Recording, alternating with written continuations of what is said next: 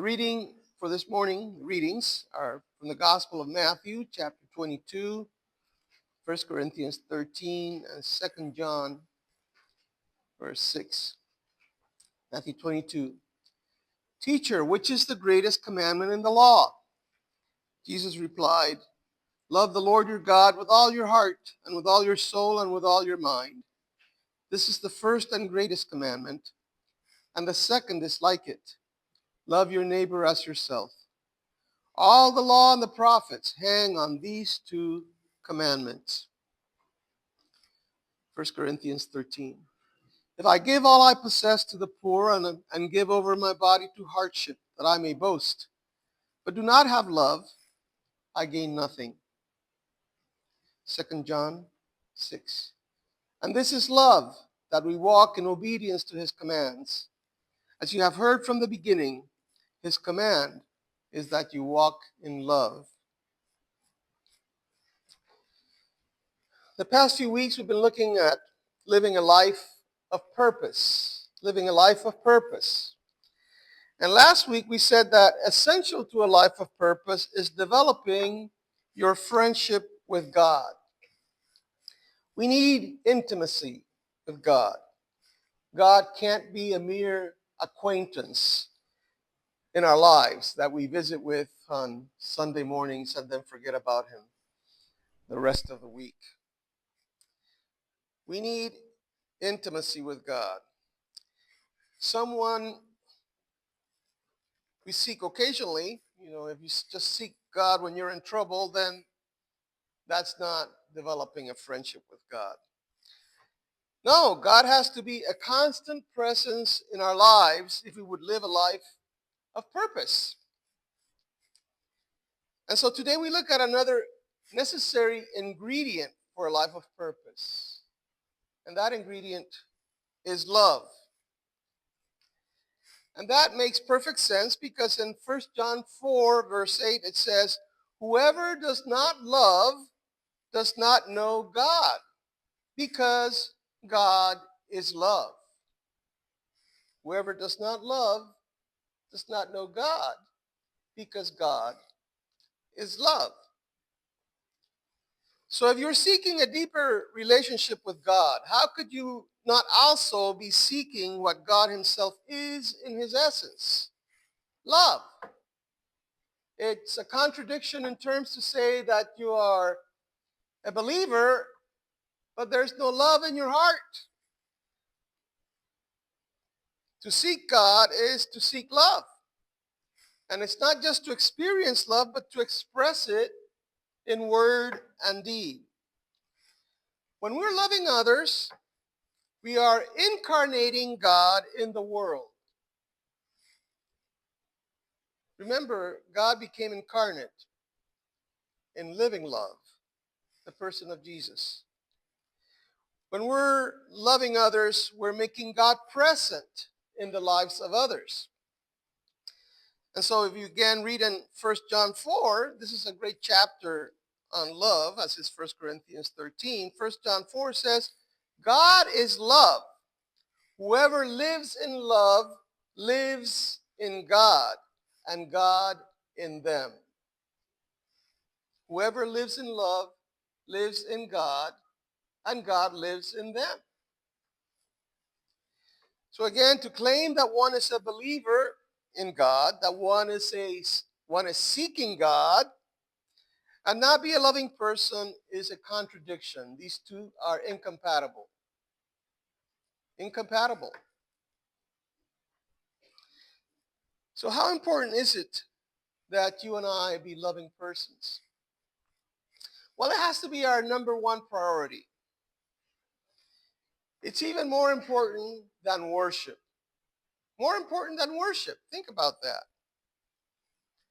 And so you ask, doesn't God want us to worship him? Weren't we created to worship God, created to have fellowship with God? Didn't Jesus say to the Samaritan woman in John chapter 4 that God the Father is seeking those who worship him in spirit, in the spirit and in truth? God is seeking those who worship him in the spirit and in truth. And so we would think that worship is, in fact, the most important thing.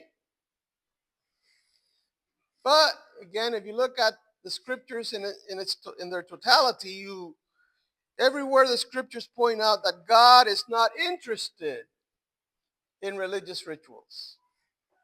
He's not interested in ceremonies and sacrifices. And so Paul writes in 1 Corinthians 13, which we read just a moment ago, if I give all I possess, if I give it to the poor and give over my body to hardship, that I may boast, but do not have love, I gain nothing. I gain nothing. So sacrificing all your possessions for the poor. Now this phrase here, giving over my body to hardship. What is that? Giving my body over to hardship. Well, if you look at virtually every religion of the world, there's what's called, this is a generic term, it's called asceticism. You know what an ascetic is? Asceticism.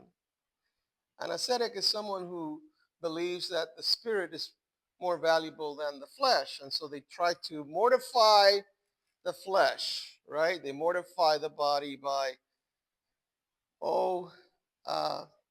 in India, laying on a bed of nails. That's no fun.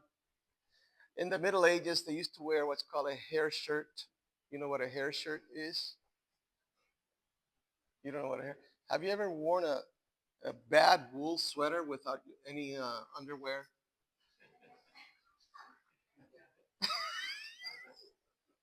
You know how that drives you crazy because you start itching all over? Well, they used to do that in the Middle Ages on purpose.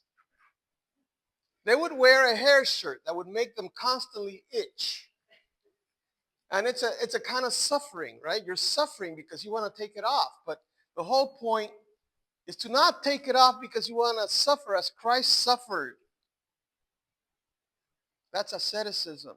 Of course, other practices like many monks practiced, taking vows of silence and vows of chastity and celibacy.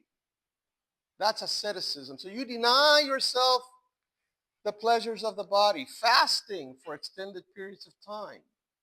So every religion has this kind of thing where people afflict themselves until they're at the verge of death. If you visit Asia, Thailand in particular, you can actually see statues of the Buddha. We've all seen the jolly fat Buddha, but there's also the starving Buddha, because before he became enlightened, he went through a period of self-mortification trying to obtain enlightenment. And so he was down to the bones where you could actually see his spinal cord from his stomach, from the front.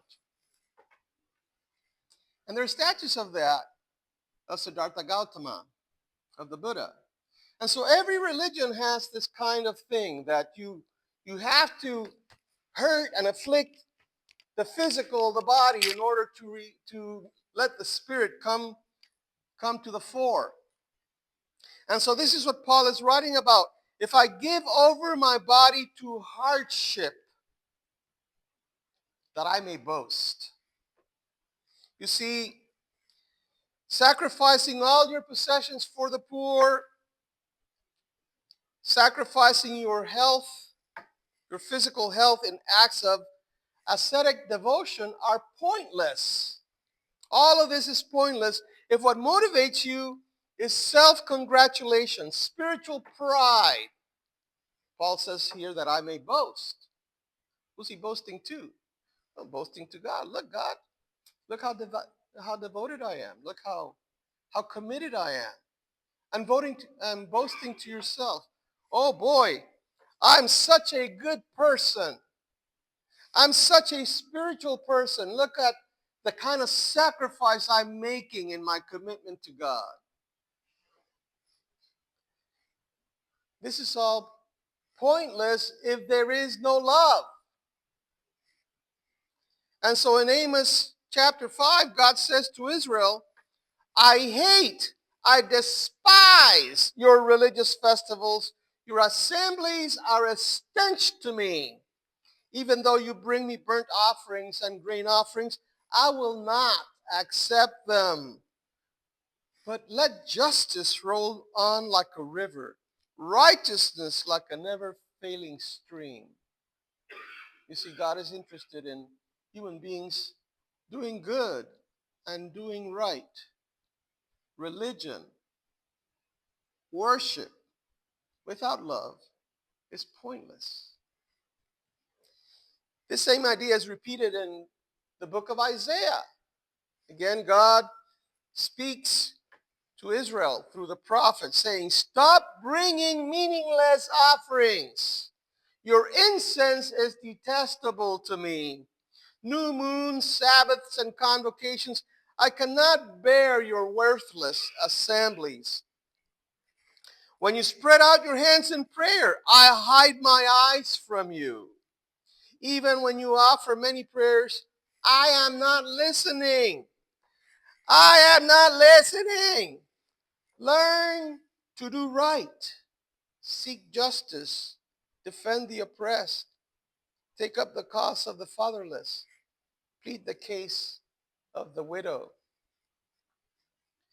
And so again, we see over and over again that doing good to others, showing love, mercy, and compassion is more important than religious devotion. That was Jesus's tiff with the Pharisees. That was his main argument against the religious leaders of his day. They were only interested in religion, in legalism, in ritualism, but there was no mercy, no compassion.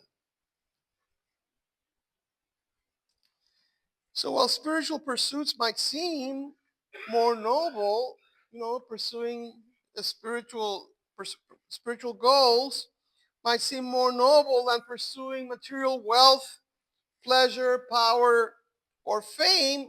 In point of fact, all are equally pointless in the sight of God. They're equally pointless.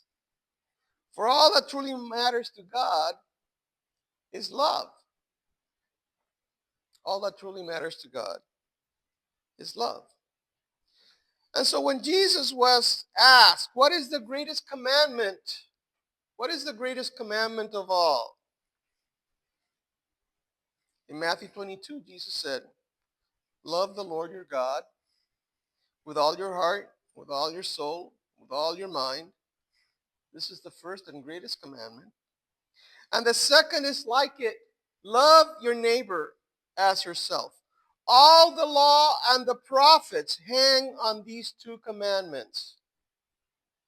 All the law and the prophets. Now, when it says all the law and the prophets, that's a way of saying the entire body of Scripture. In other words, at that point, the Old Testament. Every revelation that Israel had received from God is summarized in loving God and loving others. That's it. In point of fact, Paul says in the epistle to the Galatians that you don't even have to worry about the 10 Commandments. Some people say, well, we gotta do the 10 Commandments. Gotta follow the 10 Commandments. 10 Commandments or bust, right? Well, Paul says, if you love others as you love yourself, you fulfilled the whole of the law.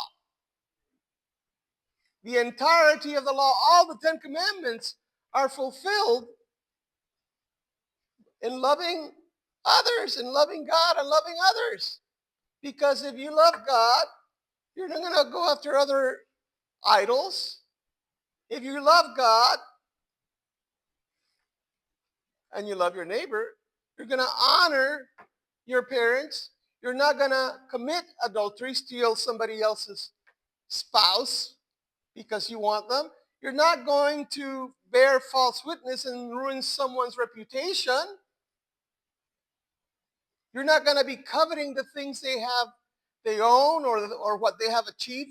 Envy will not be a part of your heart and mind if you truly love others as God has loved you.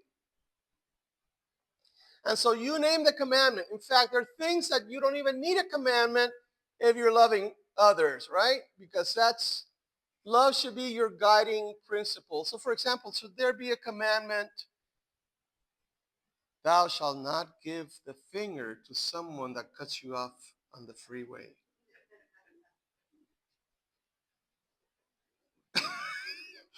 That would be a modern Bible, right?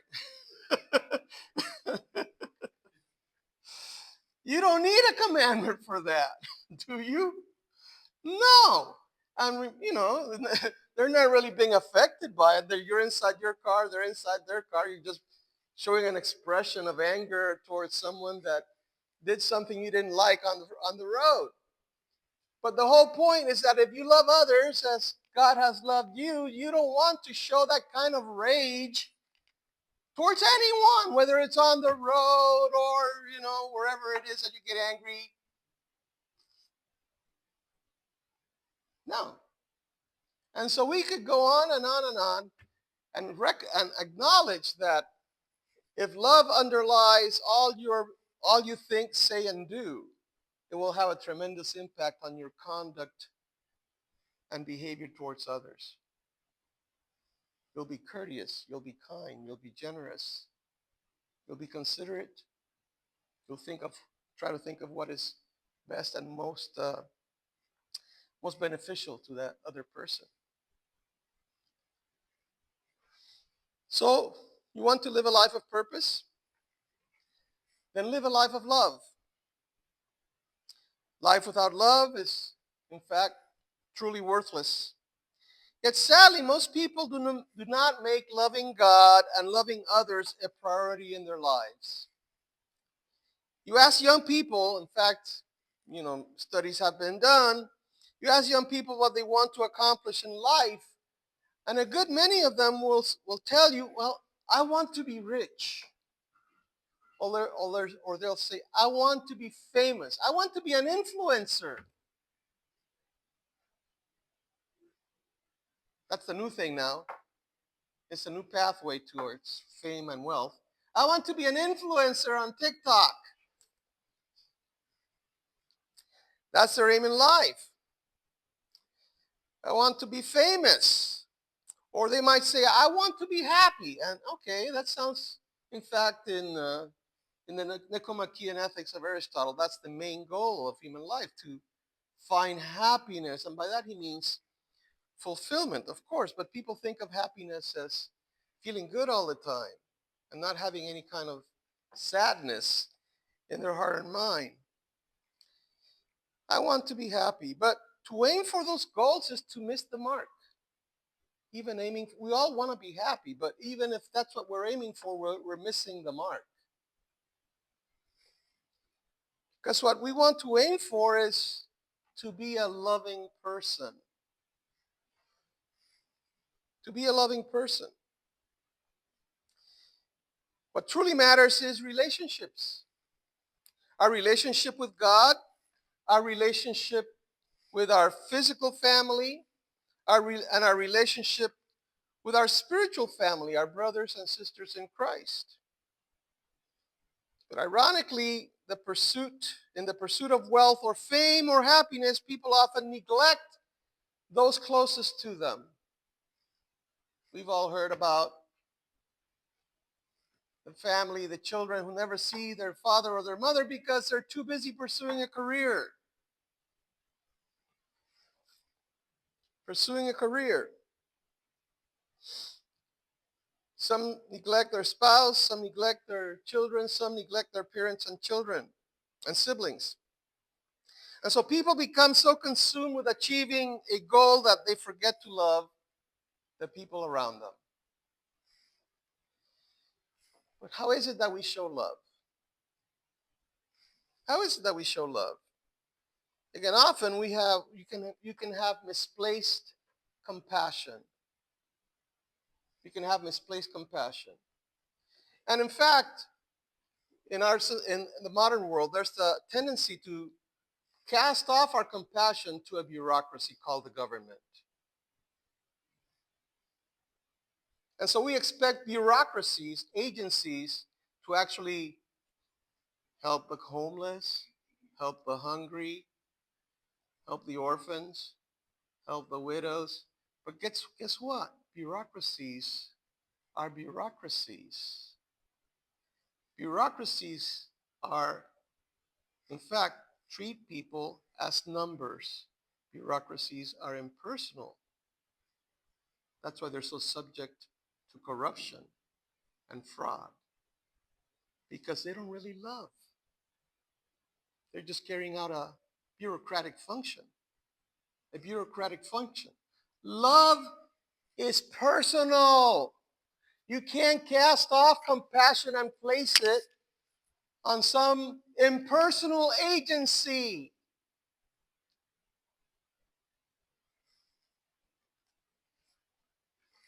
And so, we need to be loving, as we said last week, in the same way that we develop friendship with God. How did we say that we develop friendship with God? Well, first of all, we need to commit ourselves to God. We need to be open and honest with God. And we need to humble ourselves before God and be willing to serve Him. That's what I said last week, if you remember. That's what I said. Go back and do the sermon. Ron taped it. That's how we love God. Well, the same applies to loving others. First, we need to commit ourselves to loving other people so that whether someone is likable or unlikable, pleasant or unpleasant, making good choices or making bad choices, we're always going to be there for them, seeking what is best for them. Notice what I just said. Love is not sentimentality. Love is wanting what is best for other people.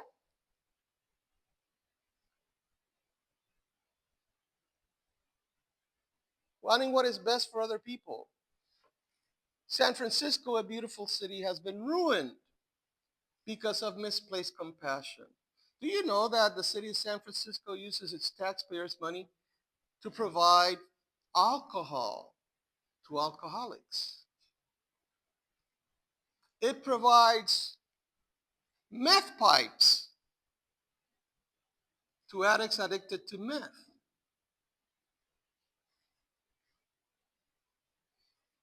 It provides housing for the homeless, but does not require that the person going into the housing go into a rehab program.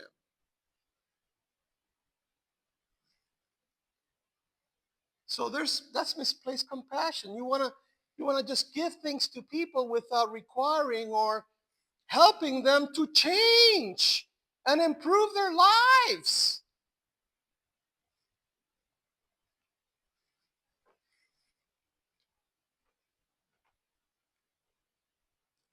And so love is not giving others what they want, but what they need.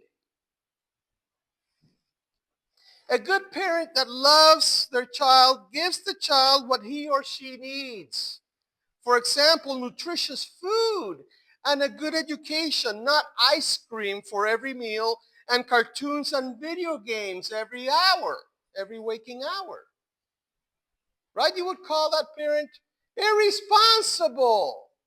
They're harming their child if they feed them ice cream because that's what the kid will eat and that's all they want. No. No, we don't have to be, being a patronizing is the word that's used of being like a parent. Being like a parent. We treat others as fellow humans, as our equals, but recognizing that we all make mistakes and we all can use correction. We all can use the help of other people to become better people. I can use your help for sure. You think I'm perfect? Ask my wife and children.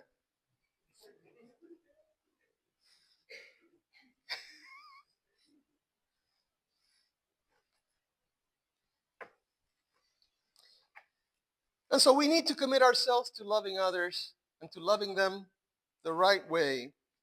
But we also love others by being open and honest. That is, by being present for others. And that means truly listening. Do you Are you truly listening to others when they're speaking with you? I know many people, including myself, sometimes, they're talking and I space out. And I'm thinking about what I want to say, thinking about my own. Maybe they're telling me about an illness, something. Oh, let me see, what illness do I have? Let me tell you about my pains. All right? No, to truly listen is to be fully there, fully present, fully attentive, hearing what they have to say,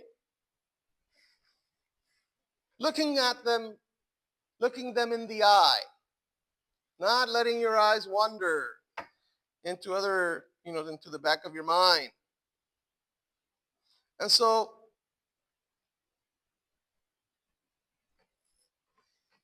we offer then, after we listen, we offer wise counsel. And we respond with kindness and compassion, not with judgment and condescension.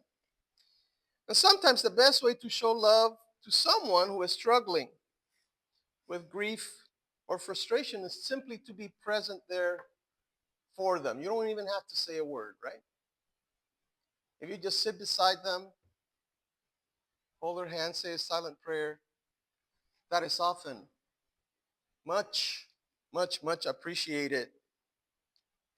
Just accompanying someone in what they're going through, giving someone our focused attention, that is a way by which we show love. We show love to others by giving them our time. Thirdly, we love others by being humble and being willing to serve. Being willing to serve. Having a servant spirit. Asking those around us, how can I be of help to you? How can I be of help to you?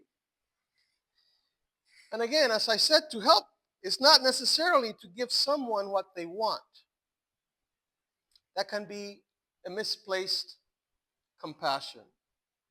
Misplaced compassion. Why? Well, because giving them what they want may not be helpful at all. When we love, we want what we do to be helpful and constructive. And that's why my feeling is you shouldn't give money, for example, to a panhandler who is most likely, not always, so you have to get to know the person. It's tough just giving money or giving something to someone that you just run into because you don't really know their circumstance. You don't know their situation. And see, if they are addicted to drugs or alcohol, they're only going to use the money you gave them to get alcohol and drugs because that's what addicts do. Right? If they're stealing from their loved ones because they have to feed the addiction and they're asking you for money, okay, they're not breaking into houses and committing burglary, but they're going to use that money to go and buy more drugs or more alcohol and continue down that death spiral. And people who are addicted, as we know, don't live very long. It's a formula for dying young.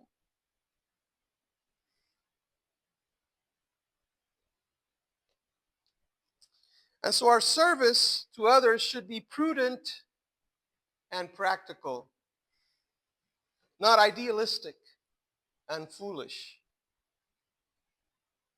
Not idealistic and foolish.